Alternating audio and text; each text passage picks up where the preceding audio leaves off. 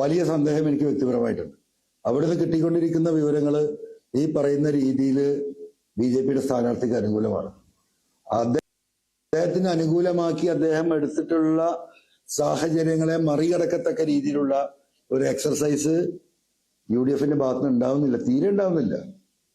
എല്ലാവരും ഇപ്പൊ ഈ പറഞ്ഞ പോലെ വയനാട്ടിൽ ഒന്നായിട്ട് വോട്ട് ചെയ്യുമെന്ന് പറഞ്ഞതുപോലെ ന്യൂനപക്ഷങ്ങൾ ഒരുമിച്ച് വന്ന് കേന്ദ്രീകൃതമായി വോട്ട് BJPക്കെതിരെ ചെയ്യുന്ന ആ ചിത്രമൊക്കെ മാറിയിട്ടുണ്ട്. അതിനെ ബ്രേക്ക് ചെയ്തിട്ടുണ്ട് കൃഷ്ണകുമാർ. അത് വലിയൊരു വിഷയം തന്നെയാണ്. പിന്നെ ആന്റി പിണറായി വോട്ട് CPM-ൽ നിന്നുള്ള വോട്ട്, ആ വോട്ട് പോകുന്നത് കൃഷ്ണകുമാറിനാണ്. പിന്നെ സരിന്റെ വോട്ട്, അതും കൂടെ കേട്ടോ നിങ്ങള്. സരിൻ തന്നെ ആർക്ക് വോട്ട് ചെയ്യുന്ന കാര്യത്തിൽ എനിക്ക് സംശയമാണ്.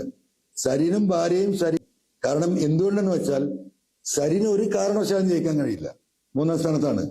അപ്പൊ സരിനെ ഈ വഴിയാധാരമാക്കിയ KPCC ലീഡർഷിപ്പിന് ഉള്ള ഏറ്റവും വലിയൊരു തിരിച്ചടി എന്ന നിലക്ക് ആ വിഭാഗം സരിനടക്കം, ഒരുപക്ഷെ സരിന്റെ ഭാര്യ അടക്കം ചെയ്യുന്ന വോട്ട് കൃഷ്ണകുമാറിനാണ്.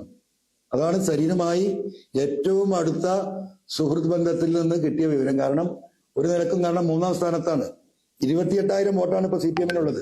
55,000 10 കൊല്ലം കൊണ്ട് താഴേക്ക് വന്നതാണ്. ആ 28,000 വോട്ട് പോലും ക്യാപ്ചർ ചെയ്യാൻ കഴിയാത്ത പ്രതിസന്ധിയിലാണ് CPM ഉള്ളത്. അതുകൊണ്ട് കോൺഗ്രസിനെ പാഠം പഠിപ്പിക്കാൻ BJPക്ക് വോട്ട് ചെയ്യാനാണ് സരിന്റെ ടീം പോലും തീരുമാനിച്ചിട്ടുള്ളത്. ഇതൊക്കെ അതിന്റെ ഉള്ളറയിൽ നിന്നുള്ള വിവരങ്ങളാണ്. അതാ ഞാൻ പറയുന്നത്, അവിടെ ആകെ കലങ്ങി മറിഞ്ഞിരിക്കുകയാണ്.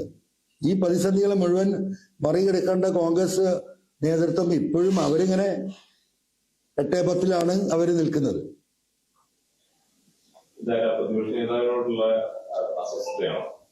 അല്ല, പ്രതിപക്ഷ നേതാവിനോട് നിന്ന് മാത്രമല്ല, സരിന്റെ ടീമിനുള്ള വിരോധം, സരിനോട് മത്സരിക്കാൻ വേണ്ടിയിട്ട് പ്രിപ്പയർഡായി അതിലെ തയ്യാറെടുപ്പെടുത്തു. പാർട്ടിയിലെ DCCയുടെയും മറ്റുമുള്ള വലിയൊരു സ്ട്രോങ് ടീമിന്റെ സപ്പോർട്ട് ഉണ്ടാകും. കാരണം നാട്ടുകാരനാവട്ടെ, ഒരു പുറമക്കാരൻ വേണ്ടാന്നില്ലായിരുന്നു. അതിലേക്കാണ് രാഹുൽ മാങ്കൂട്ടത്തിന്റെ വരവ്. അത് അവർക്ക് തീരെ ഉൾക്കൊള്ളാൻ കഴിഞ്ഞിട്ടില്ല. അതാണിത് വിഷയം. അതൊരു പ്രതിപക്ഷ നേതാവിനൊറ്റ കാര്യം പറയാൻ പറ്റില്ലല്ലോ. ഇവര് കൂട്ടായി എടുത്ത തീരുമാനമല്ലേ ഇദ്ദേഹത്തെ സ്ഥാനാർത്ഥിയാക്കുക എന്നുള്ളത്.